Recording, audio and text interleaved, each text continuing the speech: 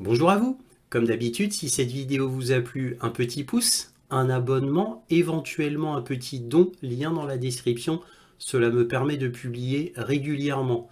Aussi, n'hésitez pas à partager mes vidéos afin que cette chaîne soit mieux connue. Merci à tous pour tout cela.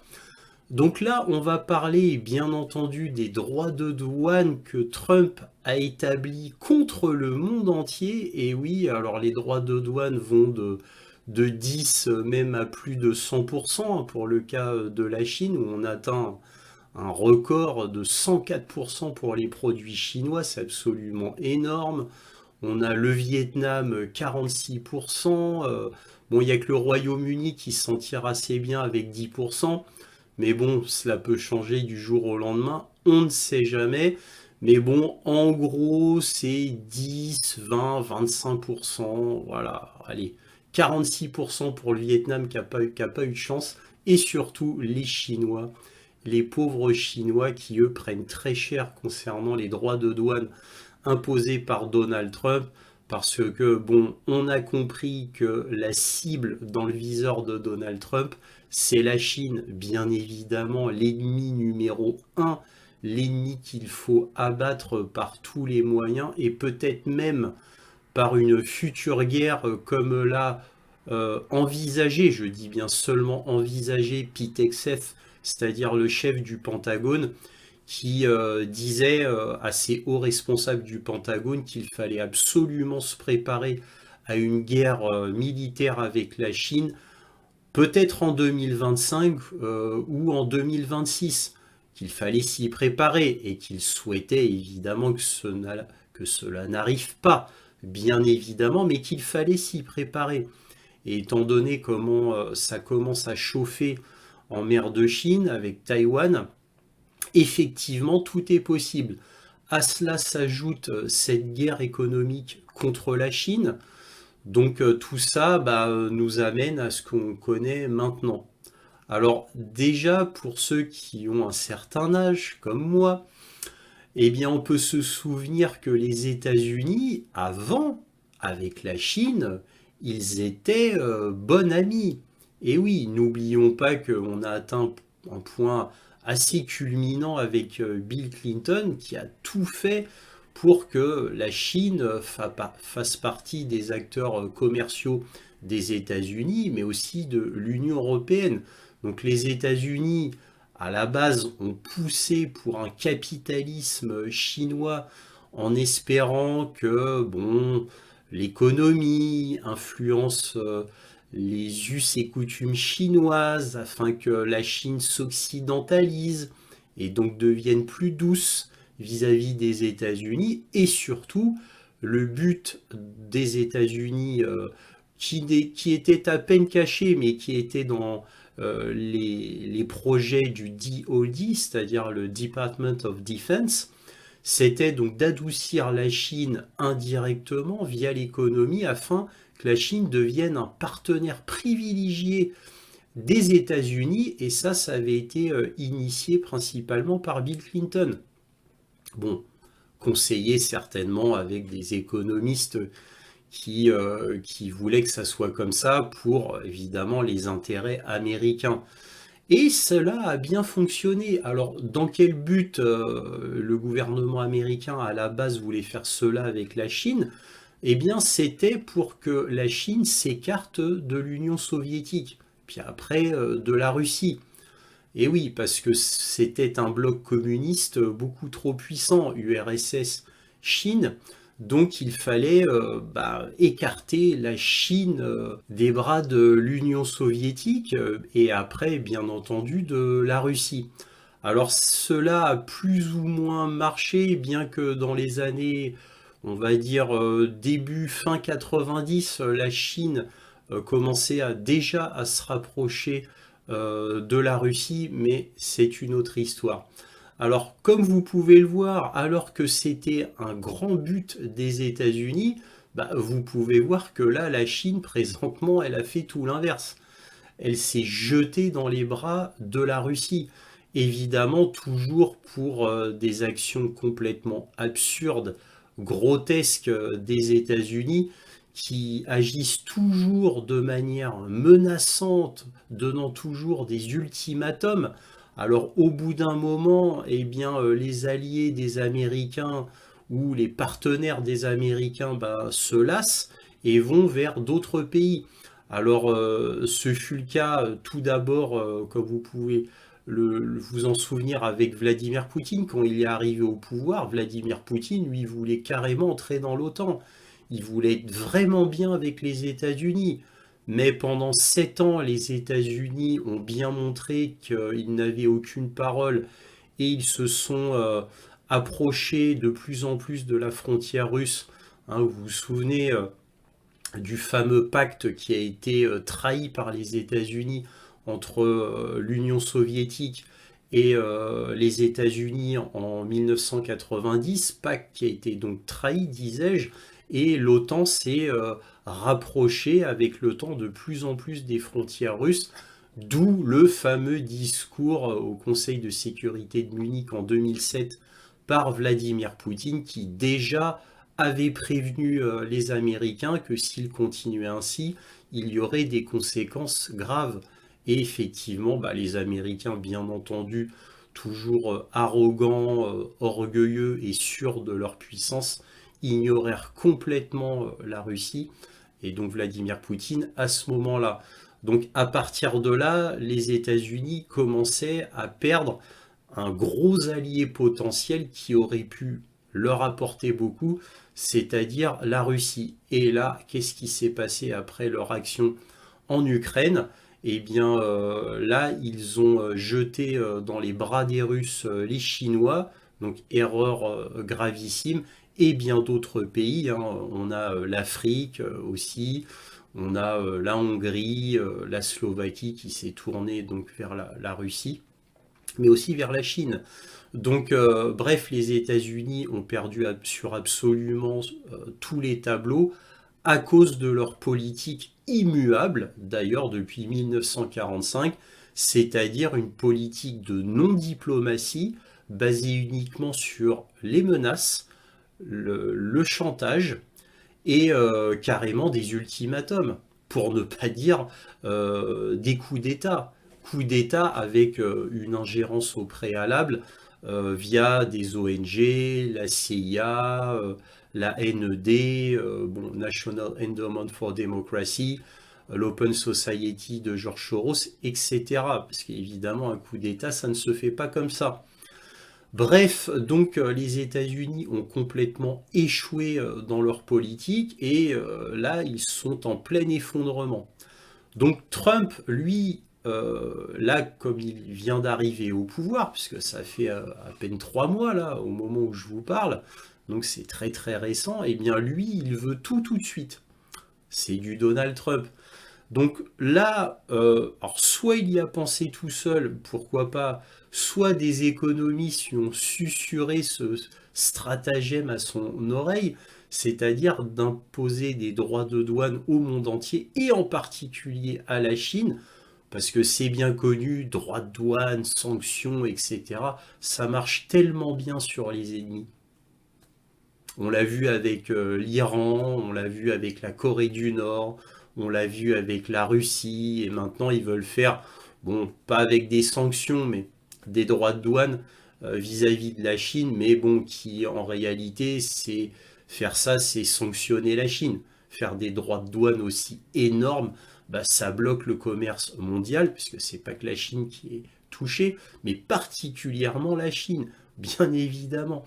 On l'aura tous compris. Donc on lui a, encore une fois, soit susurré ce plan, soit il y a pensé tout seul. Alors vous allez me dire, mais bon, comme d'ailleurs Donald Trump l'a dit, hein, quand il avait fait ce plan, il a dit, bon, pendant un temps, ça va être difficile pour les États-Unis, mais il faut tenir bon parce qu'à la fin, on sera gagnant. Alors c'est quoi la politique de Donald Trump derrière tout ça? C'est quoi la stratégie finale? Eh bien, la stratégie de Donald Trump en implémentant des droits de douane comme ça, eh bien, ça fait que les produits venant de l'étranger coûtent plus cher, voire beaucoup plus cher. Et donc, en théorie, ça doit inciter les Américains à acheter américain. Le problème, et c'est pour ça qu'au début ce sera très difficile, c'est que bon, bah, il faut quand même qu'il y ait des produits américains. Le problème, c'est que l'usine du monde allait en Chine, et c'est comme ça que les États-Unis le voulaient d'ailleurs, hein. Ils voulaient un monde occidental, hein, basé uniquement sur le service, et bon, l'industrie, ça passe un peu derrière. Bon, bien que les États-Unis restent un grand pays industrialisé, mais qui a énormément perdu d'industrie depuis les années 80. N'oublions pas, c'est devenu un pays de service, exactement comme l'Union européenne.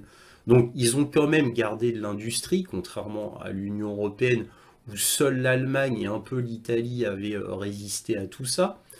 Mais en attendant, le plan de Trump, encore une fois, c'est que les Américains achètent américain et de réindustrialiser l'Amérique. Alors vous allez me dire, c'est un plan tout à fait respectable et noble, très bon même, j'ai envie de vous dire, et moi j'adhère complètement. Alors maintenant, eût-il fallu le faire de cette façon-là? Je ne sais pas. Je ne sais pas. Je ne peux pas prédire le futur. Alors évidemment, encore une fois, Trump qui a décidé cela était entouré d'experts. Ça, je l'ai lu dans le Washington Post. Donc il était entouré d'experts, donc on peut penser que les experts savent de quoi ils parlent. Moi, je ne juge pas. Peut-être que sa politique peut fonctionner pour faire un remède de cheval afin de réindustrialiser l'Amérique. Alors qu'est-ce qui a fait que Trump veut réindustrialiser au pas de course comme ça? Ben, en fait, c'est quand on lit les rapports du Pentagone et que, eh bien, on apprend qu'au niveau du complexe militaro-industriel, les États-Unis étaient complètement à la ramasse pour aider comme il se devait l'Ukraine, puisque en fait tout dépendait du complexe militaro-industriel américain, principalement tout du moins, pour donner la victoire à l'Ukraine. Le problème, c'est que ben, ils se sont aperçus que ça ne suivait pas, parce que bon, ils étaient persuadés que les sanctions seules allaient détruire la Russie. Bon, ça s'est pas passé comme ça.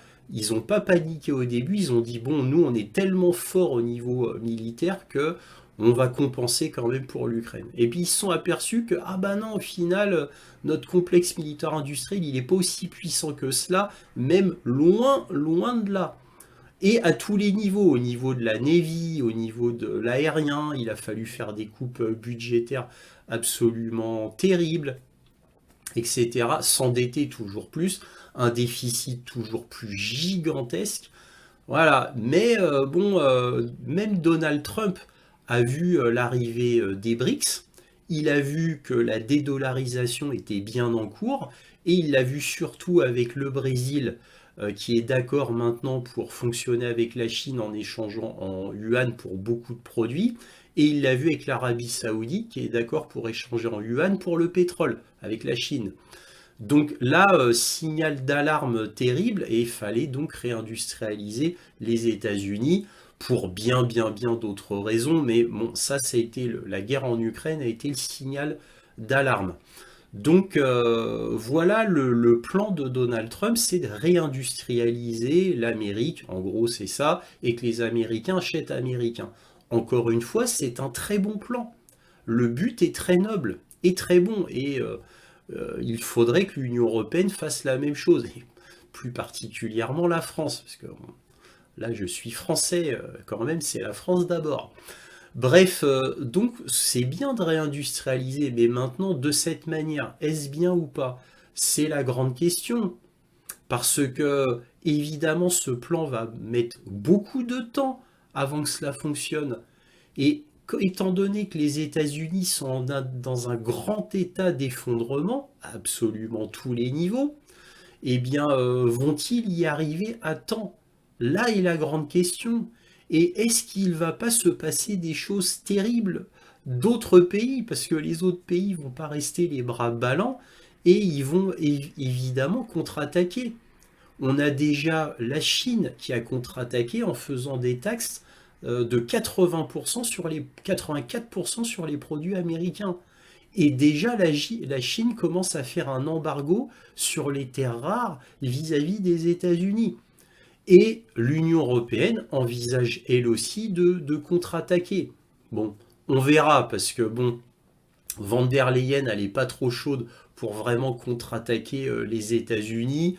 Ils font semblant de se dire ah c'est pas bien ce que font les États-Unis, c'est pas bien, mais vous connaissez l'Union européenne hein, et leur lâcheté absolument légendaire. Je ne vois rien de bien précis à qui se profile à l'horizon qui fasse que les États-Unis vont être vraiment contrés par l'Union européenne. Je ne vois pas tout ça. Par contre, je vois la Hongrie qui est très bien avec les États-Unis, je vois la Slovaquie qui est bien avec les États-Unis, je vois une Giorgia Meloni qui prévoit d'aller à la Maison-Blanche toute seule comme ça pour voir Donald Trump. Donc forcément, donc ça veut dire qu'il n'y aura pas l'Italie contre les États-Unis. Et puis bon, évidemment, comme à chaque fois, au dernier moment, à la dernière minute, on verra tous les pays qui tout d'un coup vont lâcher prise. Évidemment, ils vont dire ah bon, on n'y arrive pas. Au final, l'Union européenne n'est pas unie. Alors bon, ben comme on peut contrer les États-Unis que si l'Union européenne est unie pour contrer bah, les droits de douane américains, bah, comme on n'est pas unis, bah, ça ne peut pas marcher. Alors bon, à la fin, ça va se finir où chacun va faire comme il le veut, quoi. Chaque nation va décider de sa politique commerciale avec les États-Unis. Ça va certainement se finir comme ça.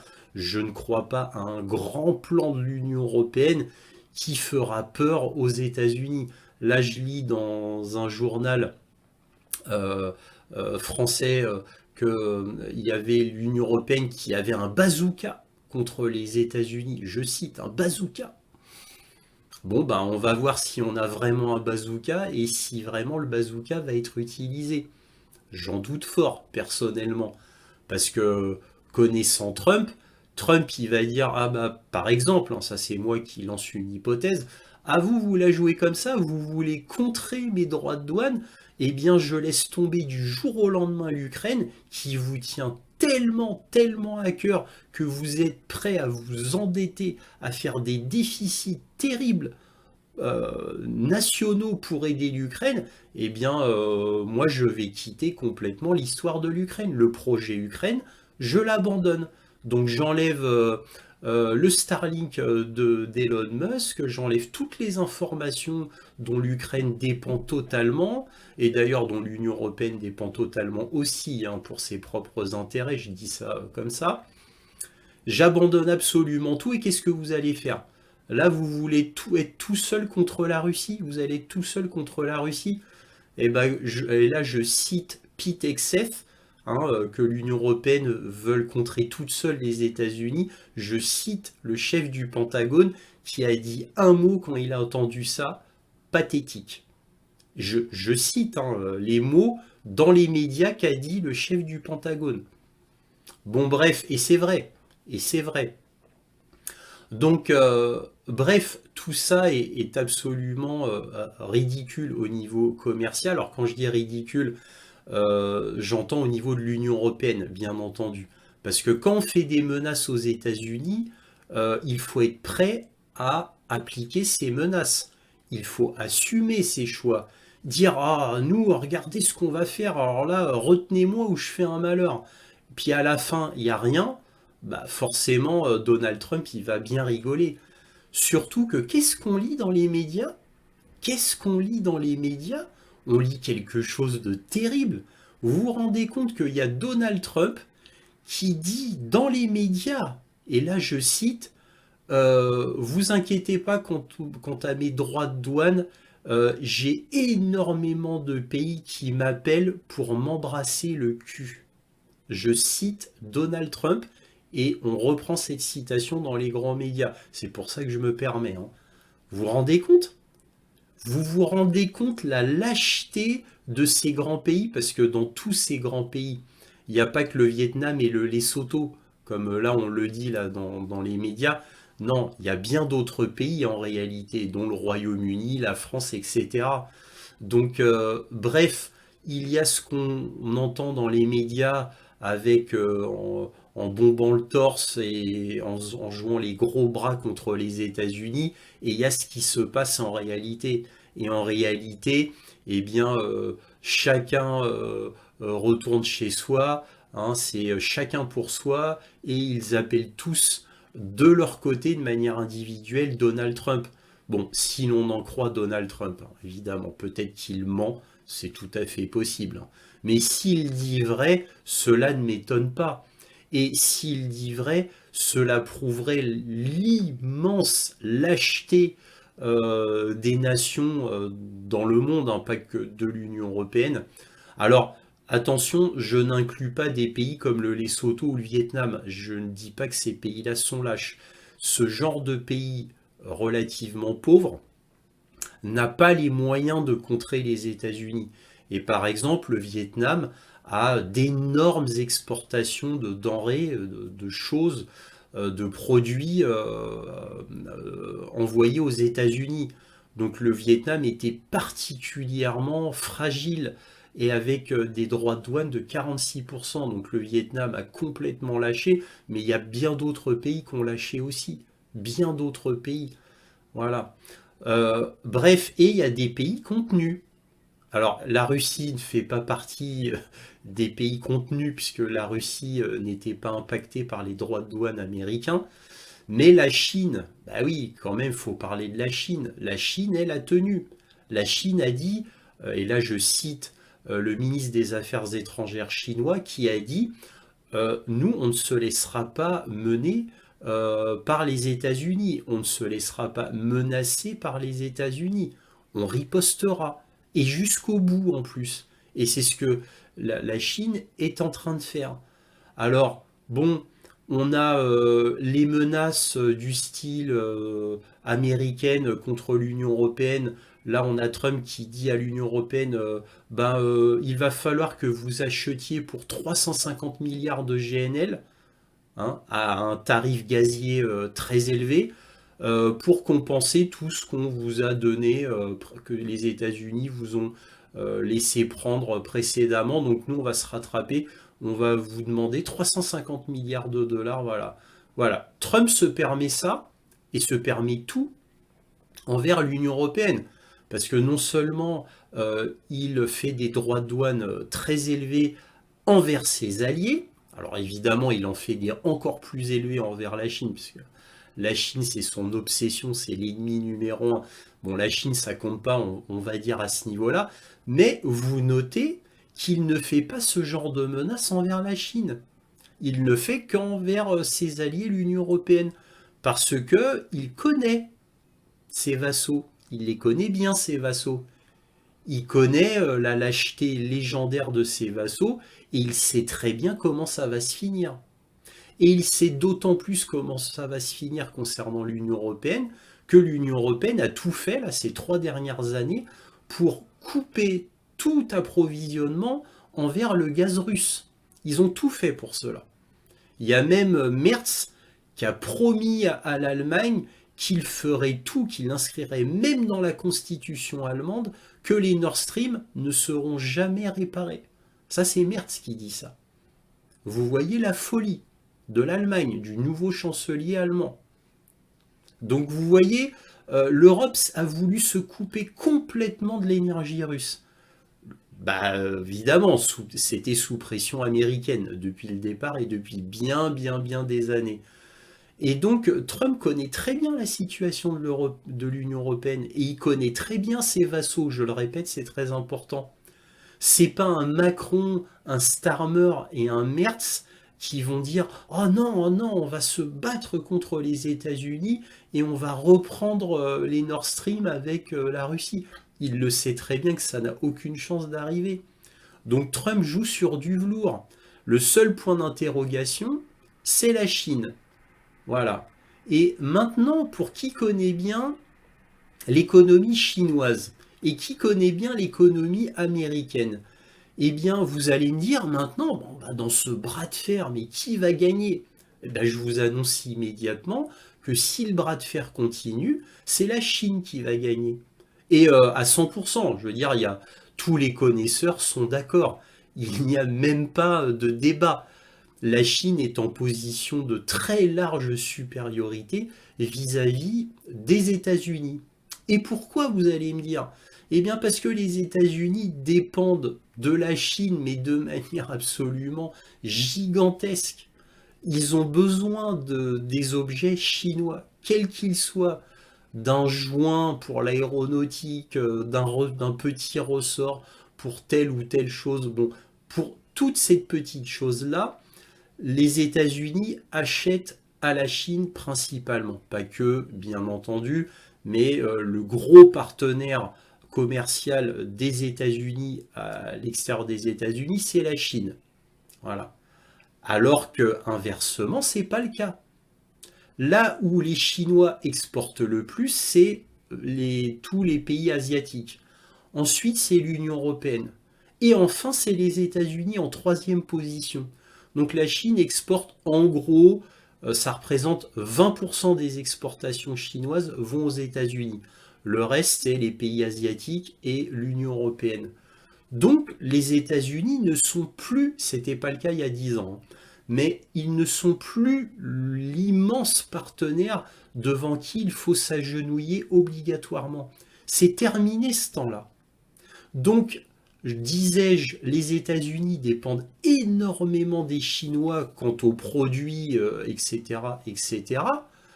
Et la Chine dépend pour environ 20% des États-Unis. Mais il y a une différence de force. C'est que la Chine, elle produit la chose, elle produit l'objet. Donc la Chine, ce qu'elle va perdre, c'est de l'argent. Mais bon, quand on a une croissance de l'ordre de 5%, 5-6%, on va dire 5%, peut-être ça va diminuer à 4%. Et même si ça diminuait à 2, et alors, au pire, hein, là je parle vraiment dans le cas exceptionnel du pire, allez, voilà, ça diminuerait à 2 les gains commerciaux des Chinois. Bon, mais ils resteraient dans le positif, les Chinois. Ils perdraient beaucoup d'argent. Ils perdraient beaucoup d'argent. Mais les États-Unis aussi perdraient beaucoup, beaucoup d'argent. Et en plus, eux n'auraient plus le produit. Donc, bon, bah, pour certains, par exemple, il y a des appareils d'hôpitaux dont les États-Unis bon, bah, achètent exclusivement aux Chinois. Bien, ils seraient complètement coincés. Il faudrait en urgence trouver une autre filière. Il y a des microprocesseurs chinois dans du matériel américain militaire. Il y a des pièces chinoises très très très diverses, hein, du petit joint au ressort, au bouton de base, etc., qui sont chinois. Et si du jour au lendemain la Chine, ah ben, on vous livre plus tout ça, comment tournerait le complexe militaire industriel américain d'après vous? Qui produit en majorité la poudre, des obus, des missiles? Qui produit? Bah, c'est la Chine et l'Inde. Et surtout la Chine. Voilà. Et qui produit les molécules de base des médicaments pour l'Occident, je dis bien pour tout l'Occident? Bah, c'est la Chine et l'Inde, encore une fois. Eh oui, la Chine a des leviers de pression bien plus puissants que les Américains. Et la Chine ont acheté énormément de dettes américaines. Si la Chine vendait tout comme ça, du jour au lendemain avant tout, alors de tête, je crois qu'elle a encore 1400 milliards de dollars de dettes américaines. Si la Chine vendait tout, imaginez-vous la catastrophe pour les États-Unis. Et je vous en passe bien d'autres, hein, là, je ne vais pas vous faire une liste exhaustive de la supériorité chinoise vis-à-vis des États-Unis quant au commerce mondial. Et oui, les États-Unis dépendent pour plein de secteurs critiques de la Chine. Sans compter que la Chine a des partenariats privilégiés très étroits avec la Russie. Par exemple, la Russie pourrait dire aux États-Unis,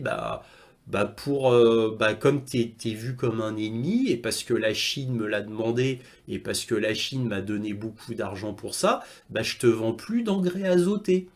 Voilà. Et je suis le premier producteur mondial. Eh bien, je te vends plus d'engrais. Comment tu vas faire? toi, l'Amérique, comment tu vas faire? Ah ouais, ça va être difficile, hein. Voilà, je te vends plus de titane, je te vends plus d'uranium enrichi. Et oui, les États-Unis achètent beaucoup d'uranium enrichi à la Russie, comme la France d'ailleurs. Donc la Chine peut jouer avec ses partenaires, surtout si Trump va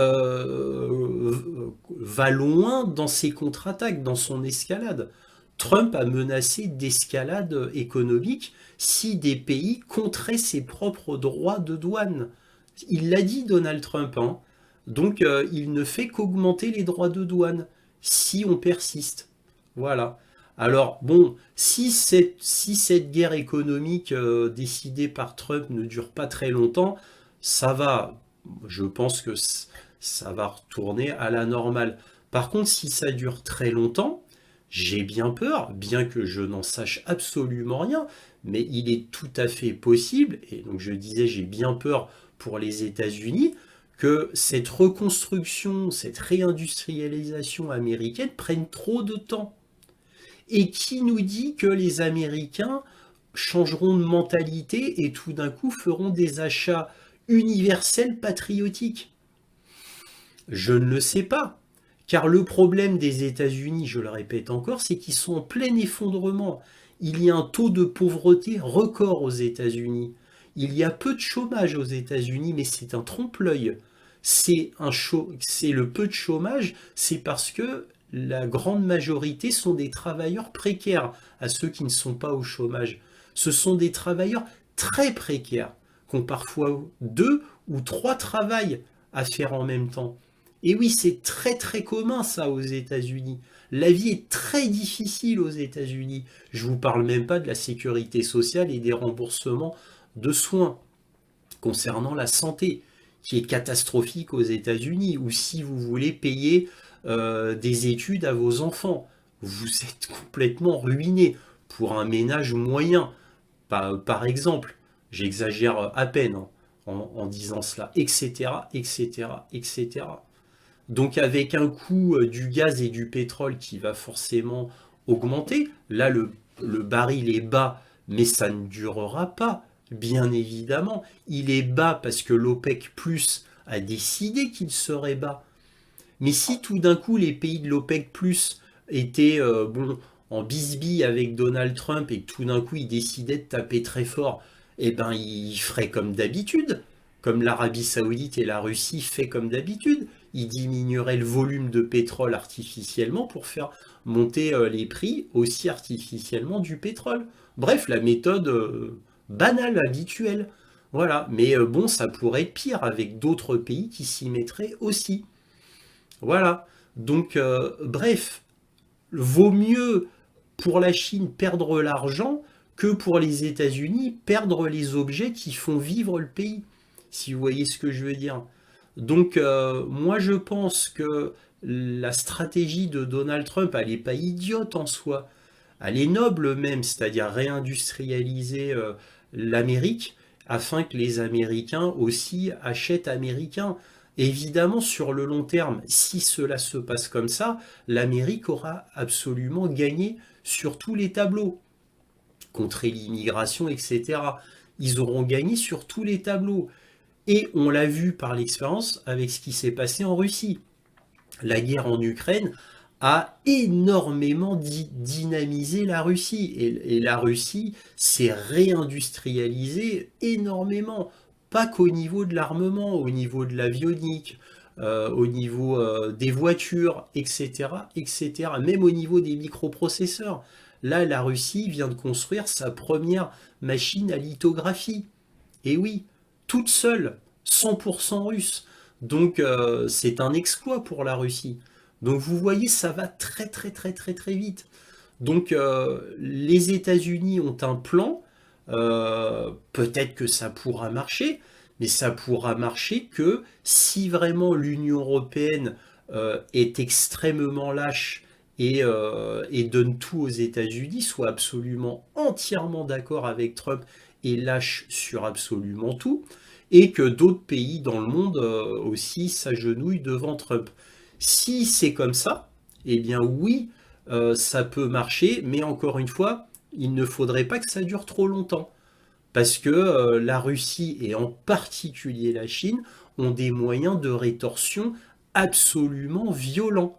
Parce que la Chine pourrait dire je ne te vends plus de poudre, je ne te vends plus de coton, je ne te vends plus de terres rares, je ne te vends plus de microprocesseurs, voilà, pour les petites choses du quotidien, et même pour l'armée américaine, hein, bah oui, même pour l'armée, et là ce serait extrêmement grave. Et pour un peu que la Chine tout d'un coup en ait complètement marre et envahisse Taïwan et prenne TSMC, alors là c'est la fin. Là c'est la fin. C'est la fin des États-Unis. Alors évidemment, les États-Unis ont dit que si la Chine prenait, prenait Taïwan, il ferait sauter TSMC. Bah oui, c'est la méthode américaine, en terre brûlée. Hein, ah bah Taïwan, on s'en fout. Hein. Ah, on s'en fout complètement. On préfère que Taïwan ne soit plus rien économiquement, mais que ça ne profite pas à la fin à la Chine. C'est tout ce qui compte, hein, bien entendu. Oh, ils ont dit ça publiquement. Ils se sont même pas cachés. Hein. Ouais, ils saboteraient, ils feraient exploser TSMC. Méthode américaine classique, sans foi ni loi, habituelle. Bon, alors maintenant on verra. Alors évidemment, tout ça, on ne peut pas savoir ce qui va se passer dans le futur. On verra bien, mais vous avez pu constater que le sujet est très complexe et que bon, il peut se passer beaucoup de choses suivant de ce que va décider la Chine, suivant de ce que vont décider les pays de l'Union européenne et les autres pays du monde, on va dire relativement puissants, comme les Émirats arabes unis, le Qatar, l'Arabie saoudite. Nous verrons bien quel alignement ils auront. Et puis nous verrons si Trump persiste et signe dans sa stratégie, même s'il voit que sa stratégie est vaine. C'est-à-dire, bon là, il vient de commencer, nous verrons bien, mais s'il voit que les mois passent et que ça se fait que au détriment des Américains et uniquement au détriment des Américains, et puis que bon, ça ne détruit pas trop la Chine, bah peut-être que Trump reviendra en arrière. Ou peut-être qu'il fera du Trump et qu'il persistera, il signera, disais-je, et qu'il ira jusqu'au bout de sa politique. Nous verrons bien, nous verrons bien. En tous les cas, tout cela est très intéressant. Nous verrons bien comment cela se passe. En tous les cas, cela changera le commerce mondial, cela est certain. Et j'arrête là. Si cette vidéo vous a plu, un petit pouce, un abonnement, éventuellement un petit don, lien dans la description. N'oubliez pas de partager mes vidéos afin que cette chaîne soit mieux connue. Merci à tous pour tout cela et toujours, soyez curieux.